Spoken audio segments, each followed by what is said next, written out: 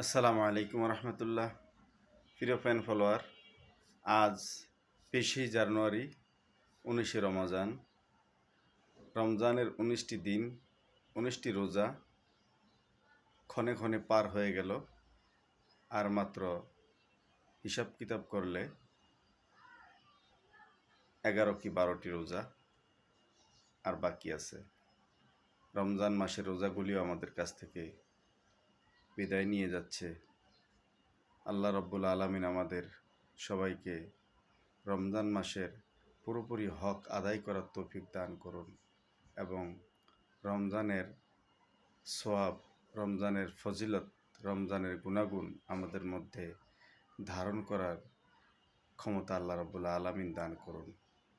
প্রিয় বন্ধুবান্ধব ও ফ্যান ফলোয়ারবৃন্দ, আপনাদের সামনে একটি লং ভিডিও নিয়ে এসেছি।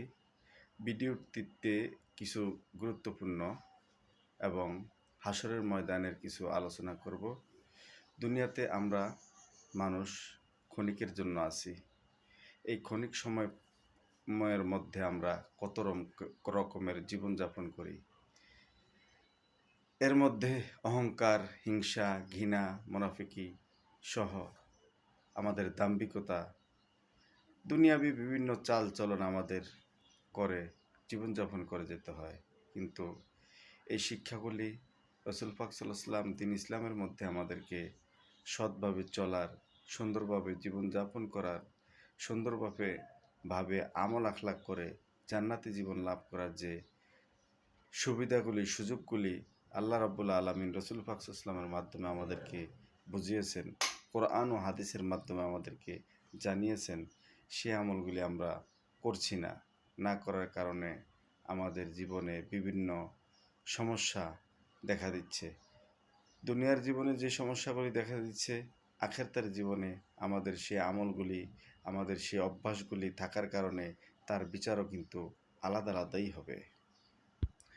আজকে আখিরাতের জীবনে আমাদের একটি বিষয়ে বিচার করা হবে, সেটা হলো আমাদের অহংকার। অহংকারের বিচার করা হবে, এটাকে বাংলায় আরেকটি প্রতিশব্দ বলা হয় দাম্ভিকতা। এই দাম্ভিকতার কি বিচার হবে, তার কি আযাব হবে, তার কি পরিস্থিতি হবে, সেই ব্যাপারে একটি হাদিস আমি আলোচনা করব, আপনারা একটু শুনবেন। হাসরের ময়দানে দাম্ভিকতার বা অহংকারের কি বিচার হবে, বা তাদের সাথে ফেরেশতারা কি আচরণ করবেন, আল্লাহ রাব্বুল আলামিন কি আচরণ করবেন, সে ব্যাপারে একটি হাদিস আমি বর্ণনা করতেছি। নবী করিম সাল্লাল্লাহু আলাইহি ওয়াসাল্লাম ইরশাদ করেন, যারা দুনিয়াতে অহংকার করবে, অহংকারীকে আল্লাহ রাব্বুল আলামিন হাসরের ময়দানে পিপীলিকার সমান অবয়ব, মানে শরীরের গঠনে, পিঁপড়ার শরীরের গঠনে হাসরের ময়দানে উঠাবেন। এই পিপীলিকার রূপ দ্বারা তাদেরকে হাসরের ময়দানে উঠাবেন, কিন্তু তারা আসলে থাকবে মানুষের রূপে।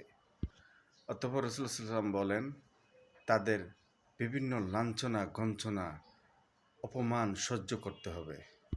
এই লাঞ্ছনা, গঞ্জনা, অপমান সহ্য করতে করতে তাদেরকে দোজখের দরজার দিকে অপমানিত করতে করতে নেওয়া হবে।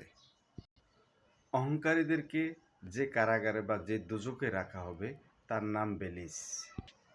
অহংকারীদেরকে দোজখের মধ্যে নিচে প্রজ্বলনকারী আগুন থাকবে এবং উপর থেকেও প্রজ্বলনকারী আগুন দিয়ে লেপটিয়ে দেওয়া হবে এবং তাদেরকে তিনাতুল খাবাল, অর্থাৎ দোজখীদের শরীর থেকে নিঃসৃত পানি পান করানো হবে।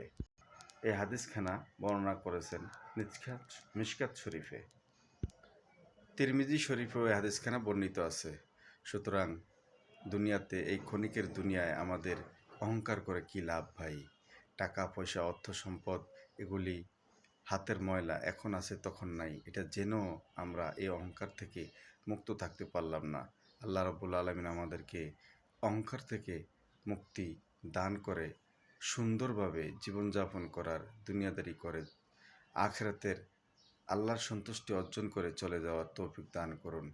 ভিডিওটি যদি একটু আপনাদের কাছে ভালো লাগে, শেয়ার করে দিবেন, অনুরোধ রইল।